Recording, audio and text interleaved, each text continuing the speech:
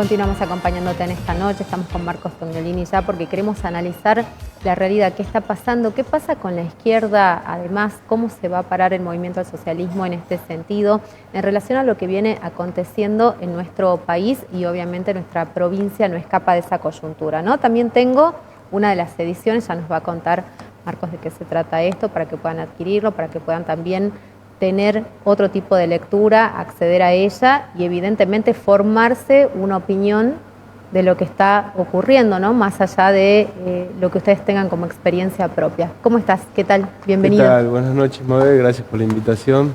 Bueno, contame cómo has vivido estas últimas semanas. Evidentemente, el Gobierno Nacional todo el tiempo nos da material para analizar. Quizás es un contexto que ha venido con una vorágine muy importante, muy trascendente, a nivel negativo, obviamente, para los trabajadores en especial, pero me gustaría saber, ¿no?, cómo se posicionan ustedes también dentro de este contexto, qué alternativas van a proponer. El año que viene es un año electoral y evidentemente también es un año donde seguramente los argentinos se van a expresar en las urnas y van a terminar de alguna manera sacar sus conclusiones, ¿no?, con esos votos en torno al gobierno de Javier Milei. Sí, mientras me hacías la introducción y la pregunta, venía pensando en el camino y ahora que vos me lo decías, justamente en lo que un poco yo traía en la cabeza es alrededor de lo que vos me estabas preguntando, cómo, no solo como la izquierda, sino como los trabajadores nos paramos frente a esta realidad. A ver, tenemos un gobierno que permanentemente ataca todos los derechos de los trabajadores. De los estudiantes, de los jubilados. Exactamente, bueno, no vamos a hacer porque es una larga lista, sí. Y justamente los ataques son brutales. Son ataques que no se... que los únicos que se han atrevido a llevar adelante estas políticas económicas ha sido la dictadura. No es una exageración para nada, es una realidad.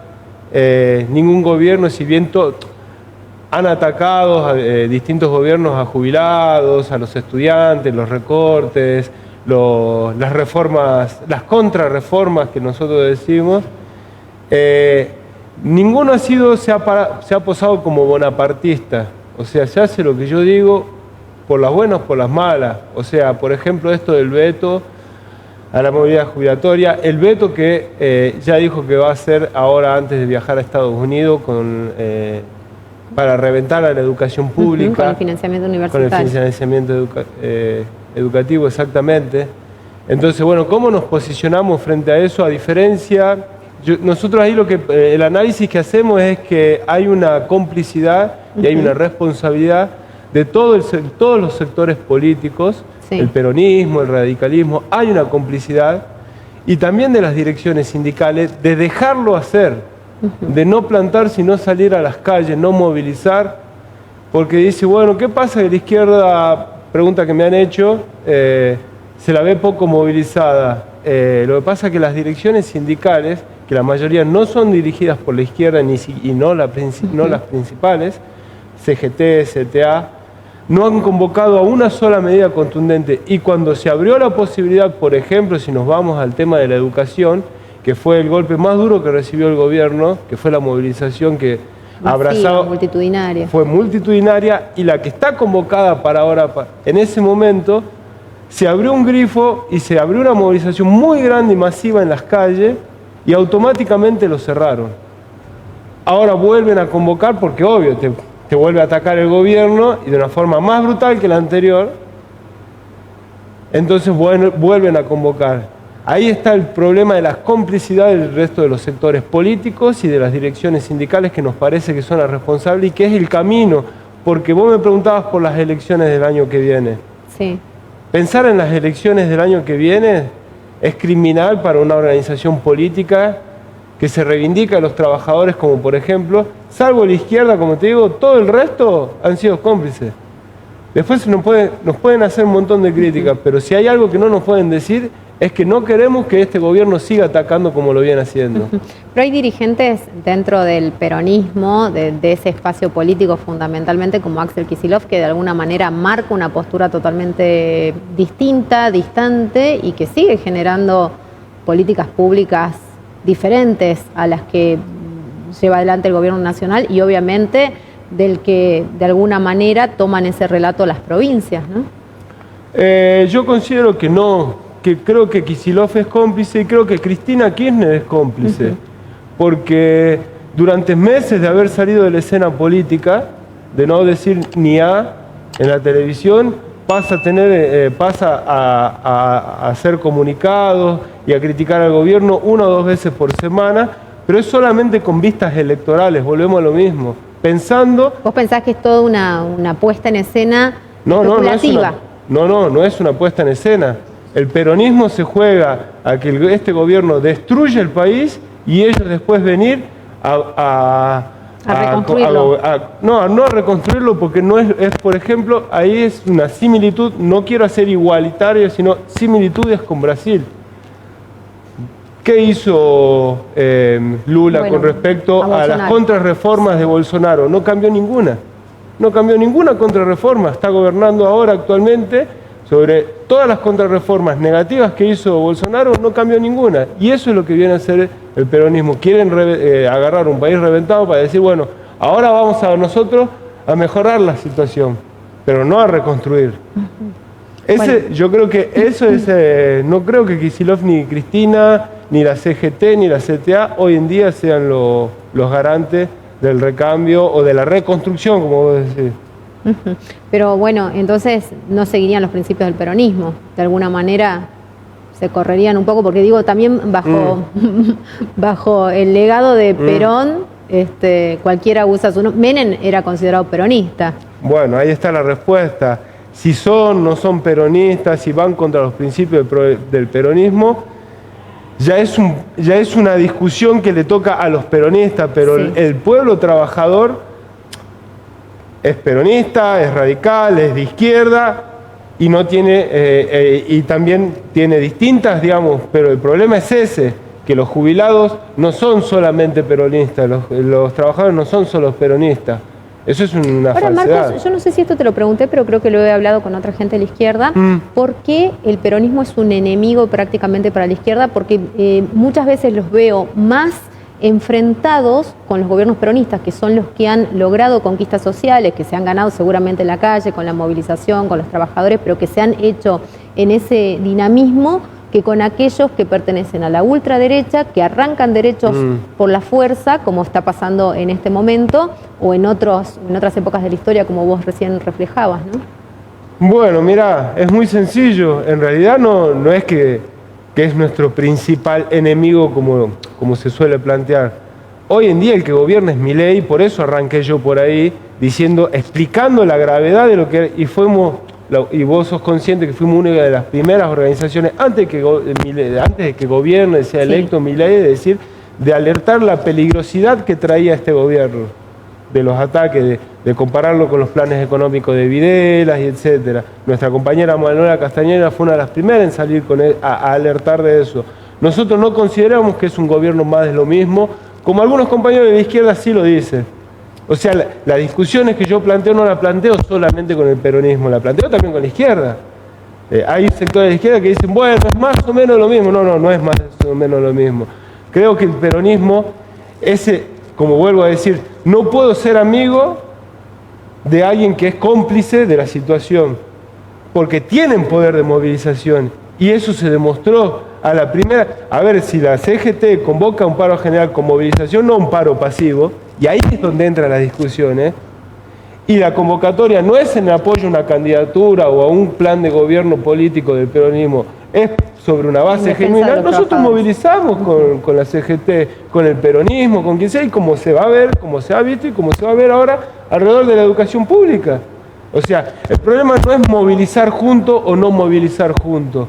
El problema es que a la hora de los bifes, digamos, donde se juegan realmente si los niños comen, si los jubilados llegan, si los enfermos de cáncer les llegan los medicamentos. O sea, estamos hablando de esa gravedad. ahí es donde desaparecen.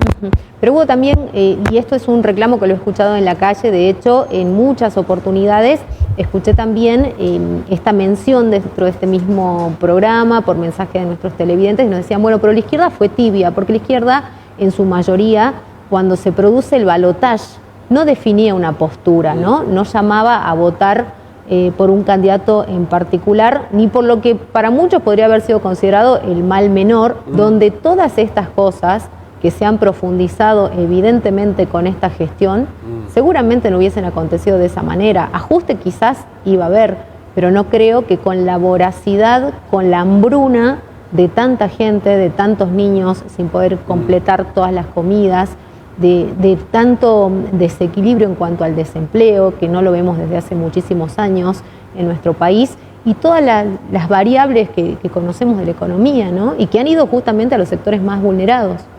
Sí, justamente, sí, consideramos también, digamos, que hubo tibieza, pero más que tibieza, adaptación a las presiones. En unos casos, a ver, ¿cuáles fueron las posturas de la izquierda? No fue una sola. La principal, más conocida, fue voto en blanco. Después hay un sector que llamó a votar a Massa.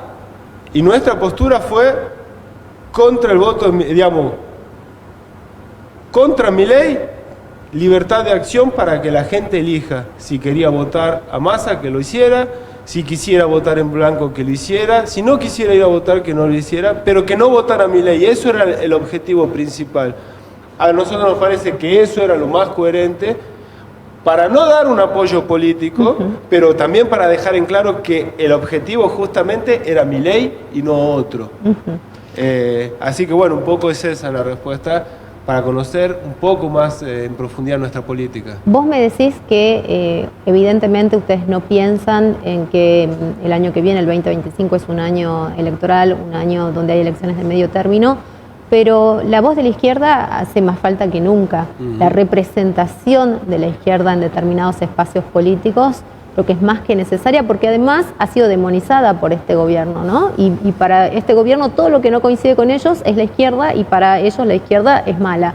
Entonces, ¿cómo se paran desde ese punto de vista, desde ese lugar? Y también para posicionarse justamente contra el modelo contrapuesto, ¿no?, que existe y que evidentemente siempre ha estado del lado de los trabajadores, porque si hay alguien que está apoyando en las calles, en las movilizaciones, en los paros generales, si hay justamente dirigentes que van presos, en general son los de la izquierda.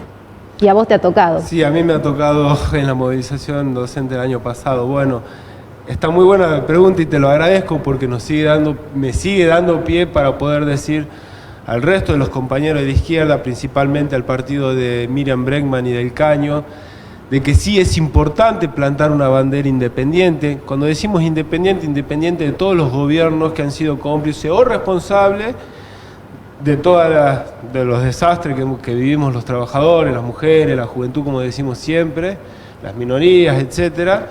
Creemos que es importante, de cara a la pregunta concreta del año que viene, es de que Miriam Bregman, del Caño, tienen que dejar de mirar su propio ombligo y hacer un llamado a la unidad y presentar una sola fórmula de la izquierda que contemple todas las fuerzas, porque entendemos de que nosotros tenemos cosas para aportar. Y parte de eso fue, parte de lo que tenemos para aportar justamente es toda esta trayectoria, por ejemplo, de haber sido consecuente y desde un principio haber alertado de la peligrosidad. No me quiero olvidar de decir de que el conflicto del aeronáutico, por ejemplo, ahora, es un conflicto testigo. O sea, el gobierno quiere aleccionar al resto de los trabajadores, sí, derrotando el conflicto aeronáutico. ¿Qué significa eso? Que una aerolínea de banderas ejemplar en el mundo, por supuesto, y que en Argentina no es solamente la pérdida es pérdida de soberanía. Entonces, me parece que de cara, volviendo a lo que vos me preguntabas, la izquierda tiene que hacer una fórmula unitaria que contemple todas las variantes que hoy, en la cual nosotros somos excluidos, y que nos parece que hay que empezar a trabajar en esa unidad. ¿Qué es lo que nos reclaman los trabajadores? Bueno, ¿y la izquierda para cuándo se une? O si se unen, yo los voto. Distintas expresiones que me hacen en mi claro, porque se termina dividiendo un voto que quizás para ustedes sería muy valioso en el sentido de que les permitiría conseguir otro tipo de representación, ¿no? Representaciones políticas, representaciones gremiales. Por ejemplo, donde se ha logrado la unidad, se ha logrado conquistar el sindicato de la seccional, el capital del sindicato de docentes de la educación UEPEC en Córdoba. Se logró llegar a un acuerdo y hoy en día ese sindicato docente ha sido arrebatado de lo que nosotros llamamos la burocracia, que generalmente era el peronismo, y ha sido arrebatado y hoy en día ese sector en Córdoba es el que moviliza y organiza movilizaciones hace un mes de 20.000 personas. Ahora, ¿cómo se logra la credibilidad en la política? Porque esto también, Milei llega con un discurso donde él dice, evidentemente voy contra la casta estaba representada obviamente por aquellos privilegiados de siempre, y donde evidentemente la política cobra mayor protagonismo. Pero ¿qué hace Milei? Se reconcilia con toda esa casta, de hecho es con quienes come ese famoso asado, bueno, con Scioli, que es un histórico menemista ingresado a la política, Bullrich, que viene obviamente de todos gobiernos fracasados, ¿no? Pero ¿cómo haces para que los jóvenes vuelvan a confiar y piensen que hay un modelo superador, que se puede vivir otra Argentina y que obviamente se puede trabajar en base a eso y que hay que comprometerse? Porque también el descrédito hacia la política y esta sensación de que nada va a cambiar te hace que por ahí abandones esa posibilidad, ¿no? De decir, quiero votar, me comprometo, escucho las propuestas, investigo, sé quién es quién ha acompañado a los trabajadores y quién los ha traicionado históricamente. Y bueno, eso no pasa generalmente cuando el ciudadano va a votar y terminan triunfando los eslogan y las campañas políticas para ver quién tiene más plata o quién tiene más representación con un partido, ¿no? Qué pregunta difícil o qué posición difícil, porque sí, eso es una realidad. Este gobierno se ha encargado de alejar a las personas de la vida política y eso no es bueno, porque mientras más alejados estamos de la vida política, menos nos involucramos también. Y eso se vio mucho, sobre todo en la juventud y también en los sectores ya adultos, que trabajan, como vos decís, el descrédito. Lo que pasa es que, bueno, también lo habías mencionado anteriormente, a lo cual yo no hice referencia, pero porque se me pasó, pero que creo que tienen una ligación directa. El gobierno, digamos, vos decís